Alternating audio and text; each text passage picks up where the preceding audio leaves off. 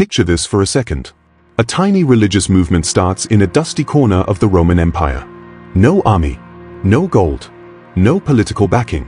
Just a few fishermen, some former rebels, a tax collector nobody liked, and a message so disruptive that it gets its leader executed.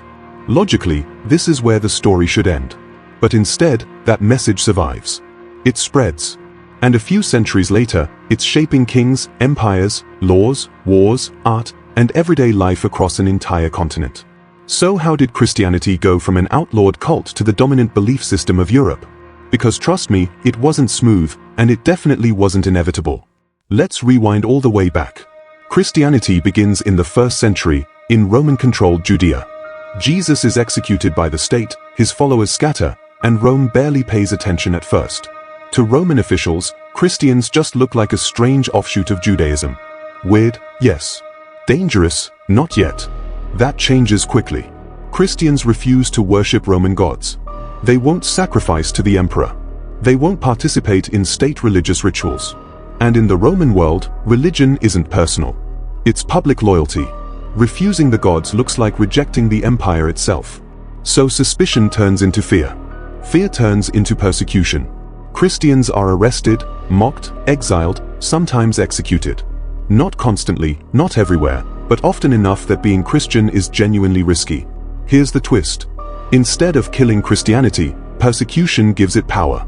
Martyrs become symbols. Stories spread about people choosing death over denying their faith. And that kind of conviction hits hard in an ancient world built on hierarchy and fear. At the same time, Christianity spreads quietly.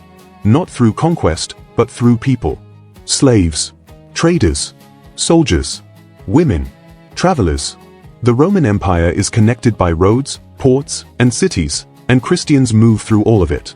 They also offer something rare. Community. Christians care for the sick during plagues. They support widows and orphans. They preach that rich and poor are equal before God. In a brutal world where life is cheap, that message feels revolutionary. And quick pause here. If you're into history told like this, not dry, not textbook, but real stories about how ideas actually change the world, this channel is built exactly for that.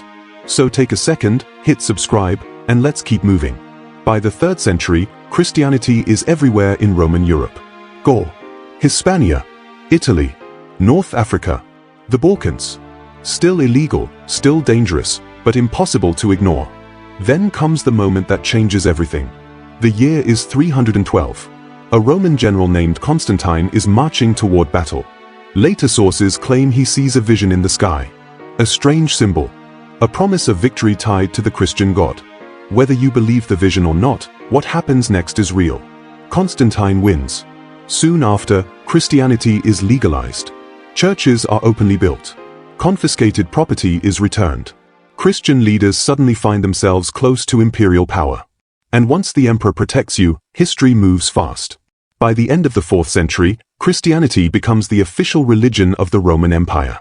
Pagan temples are closed or converted. Christian beliefs influence laws. Europe's spiritual identity is being rewritten from the top down.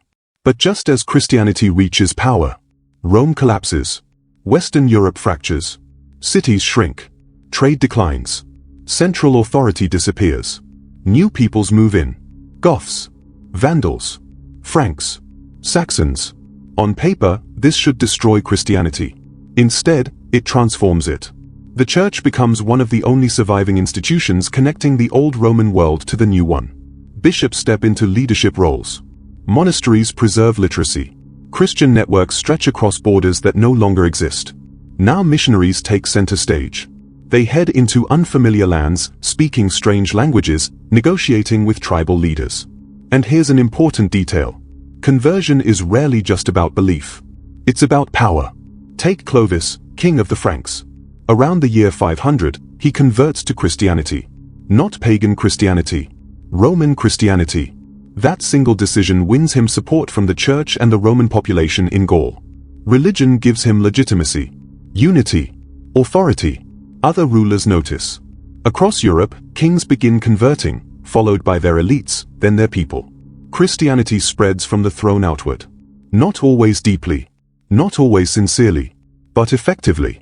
Meanwhile, monasteries multiply. And these places are doing far more than praying. Monks farm land, teach skills, copy manuscripts, preserve Roman knowledge, and educate future leaders. In a violent, unstable world, monasteries become anchors of order. Christianity now shapes time itself. The calendar, the work week, festivals, law. But conversion isn't clean. Old gods don't disappear overnight. Pagan customs blend into Christian practice. Local traditions get rebranded instead of erased. This is why so many Christian holidays feel ancient. Because they are. Then comes the push north and east. Ireland, Britain, Germany, Scandinavia. Some missionaries preach peacefully.